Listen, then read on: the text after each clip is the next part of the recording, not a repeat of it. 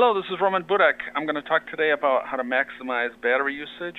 It's part of a seminar series that NXP is doing for 2012. This particular section will focus only on the low power RF radio. Low power RF radio meaning 2.4 gigahertz based 802.15.4 radio. Lots of wireless standards for a customer to choose. You have Wi-Fi, Bluetooth, ultra-wideband, and 802.15.4, known as wireless sensor networks. Most customers assume, hey, I'm going to use the fastest wireless standard I can get. That means they'll be able to get their data sent. However, the power consumption goes up drastically with the faster the data rate.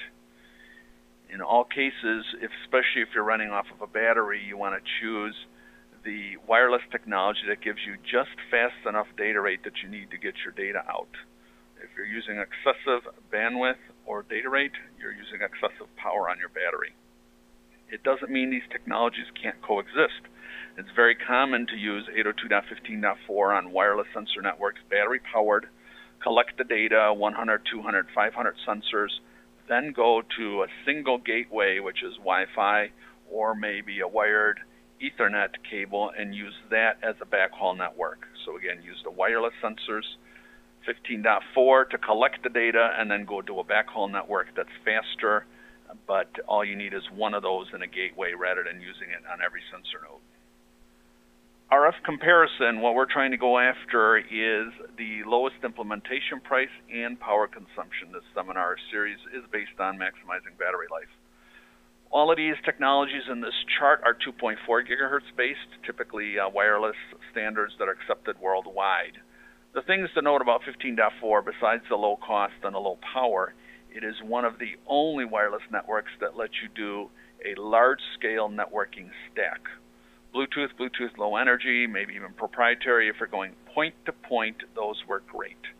If you want to do a large-scale network, 100, 500 nodes on a network on a single channel, it's going to be impossible with the other wireless technologies. 15.4, depending what software stack you're using, you can get up to 500 nodes on a single network channel.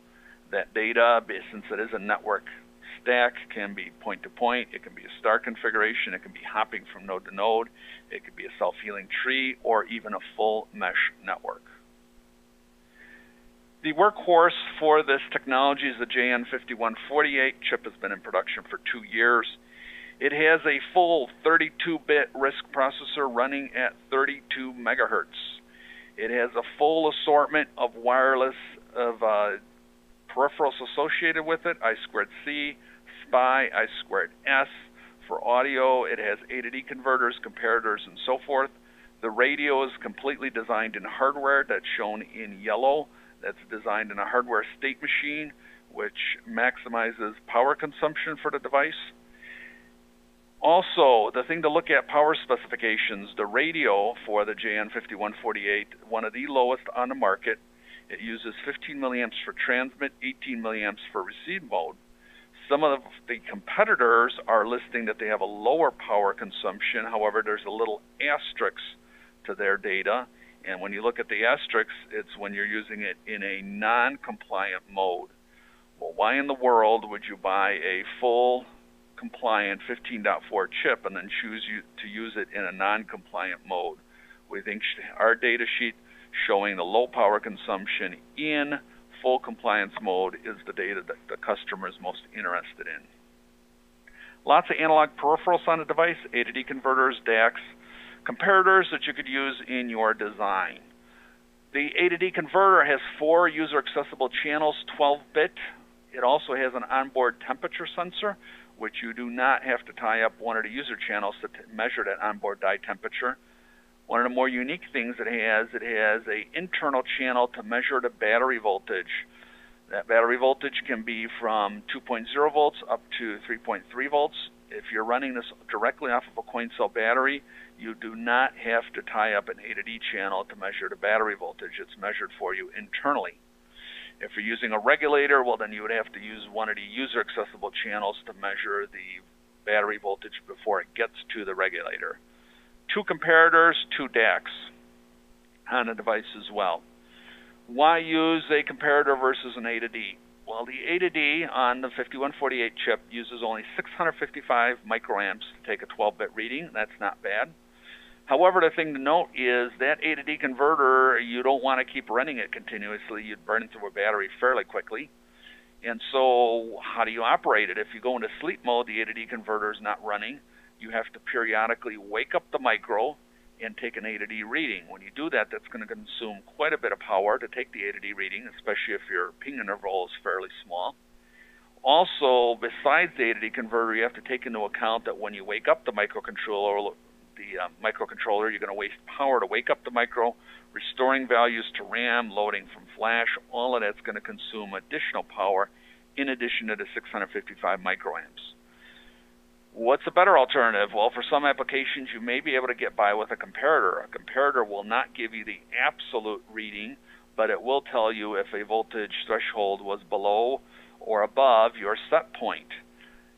The comparator consumes 0.8 microamps continuously running even when it's in a sleep mode. That means you're not waking up the micro, you're not waking up to take an A to D reading. The micro can be asleep indefinitely. Only when an error condition happens do you then wake up.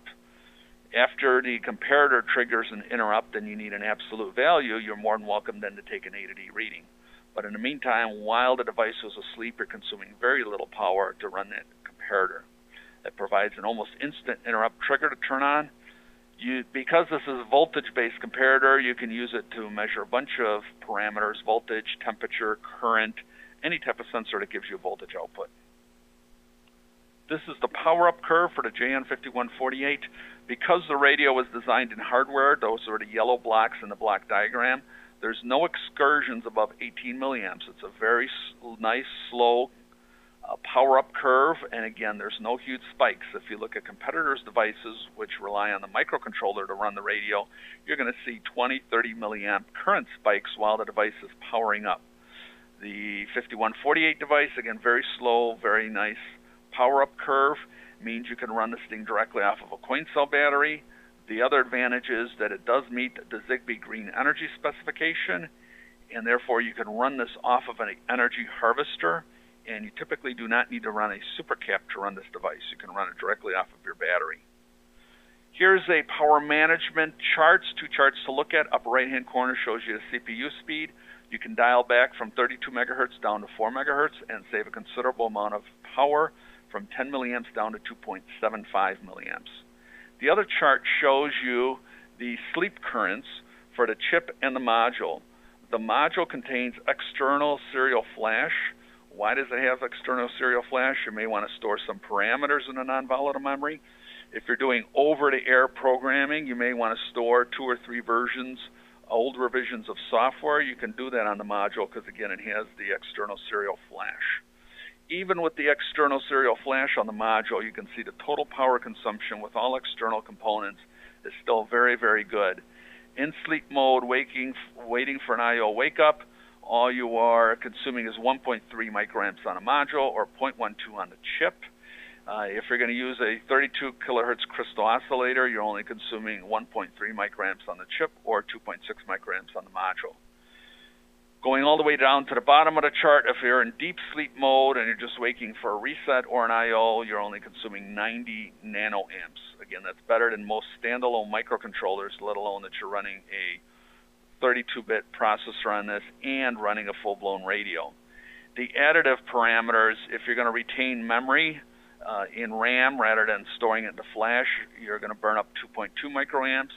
Comparator in sleep mode, again, is going to consume a little bit of power, and adding a crystal versus just running the ring oscillator is going to give you more precision, but it's going to cause a higher power consumption number. Well, why would you want to retain memory and burn up the 2.2 microamps? It depends on how often you're going to be waking up to transmit a message called a ping rate. If you're going to be waking up fairly quickly, in this chart it shows at 3,000 milliseconds, if you're waking up every 30 seconds, you're better off retaining the memory, burning up the 2.2 microamps to store the parameters in the memory, rather than waking up and reloading from flash. The goal, again, is to maximize battery life, and you can see the inflection point at that 30-second interval. If you're waking up slower than every 30 seconds, well, then you want to store everything to flash, and then when you wake up, restore the data from flash. You can see that if you're waking up once a minute, you get very, very good battery life on a CR2477 running 560 milliamp hour coin cell battery. You get 9.8 years of battery life out of this wireless radio. That means waking up once a minute and transmitting data. At that point, you're probably wearing out the chemistry of the battery before you need to be concerned about the power consumption of the radio. Communication modes drastically affect your power consumption as well. Most people, when they start out at the onset, they do a fully acknowledged communication mode and say that's what I want to use without giving consideration to how much battery life is going to be used up. And so this chart is going to illustrate to you some of the hidden transactions that happen when you enable a fully acknowledged communication channel. So your remote node is trying to go to sleep. It transmits a message node to the router, and now it has the MAC acknowledge has been turned on, so it's got to wait for the MAC acknowledge. It still can't go to sleep though. Because you wanted a fully authenticated communication channel, it now has to wait for the router to transmit the message to the destination node. The destination node sends a MAC acknowledge back to the router. At this point, the destination node looks at the data packet, verifies that it's valid, reports any error conditions, and now sends back a data package, which we call an application acknowledge. Oh, but wait. The router has to send a MAC acknowledge back to the destination mode because the router, in this case, is receiving messages. Now the router sends the application acknowledge back to the remote node. Oh, but wait, the remote node has to send a MAC acknowledge back to the router. Only then can it go to sleep. So you can tell that the remote node wants to go to sleep, but it has to stay awake with the receive mode on for a very long period of time as all these transactions are happening in the background. It's going to give you the best, most secure package because it's transmission, because it's going to make sure the message got not only to the destination point, but that it was a valid packet and it was acknowledged by the destination node. So it's going to give you a very secure transmission method at the expense of causing your battery consumption and your battery life to drastically be altered. What are some other alternatives that you may have not thought of? One of them is to use a MAC acknowledge only. That means I'm going to send the packet to the router, wait for the acknowledge, then I'm going to go to sleep. I don't have to wait for the message to propagate throughout the network. I'm just going to go to sleep right away. And I'm going to assume that, hey, if the package was sent, it was valid data. This will give you a fairly good trade-off, maximizing your battery life, but giving you yet still some kind of acknowledge that the packet was received by somebody.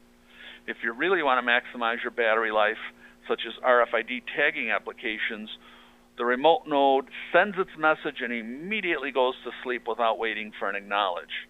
That's going to maximize your battery life. It doesn't have to wait for the message packet to propagate through the router to the destination node. However, it is a little bit dangerous. It can't be used for critical data because the remote node has no idea if the message was received by anybody. It has no idea if it's in a network. All it's doing is transmitting its data. For an RFID application where you're periodically transmitting data, maybe once a minute, once an hour, you really don't care about the acknowledge because you're just going to retransmit the second message. If message number 1 wasn't received, you're just going to transmit message 2, 3, 4. But again, you have to be aware of, in this type of architecture, the remote node, again, has no idea if its messages are even being heard by anybody, let alone being validated as having been received by somebody. The top one is probably a good trade-off where you're going to send a message and wait for at least a MAC acknowledge before you're going to go to sleep. One of the other ways to maximize your battery life is to maybe not use a regulator. The module, as well as the 5148 or 5168 chip, they both have a wide operating voltage, so you may not need a regulator, especially if you run alkaline batteries. If you put 2 of them in series, you're going to get close to 3 volts. Lithium-ion battery gives you 3 volts, so you may not need the regulator at all. And remember, if you don't use a regulator, you have the internal A to D channel that's going to take your reading, so you're not going to use up one of your 4 A to D channels. If you do have a regulator, you would have to use up one of the user-accessible A to D channels to take that reading. That may get you a fairly long operating life. If you do this, you do not need a super cap. You don't need anything attached across that coin cell battery. You can run it directly into the chip or into the module. Hope that this was helpful in maximizing your battery life.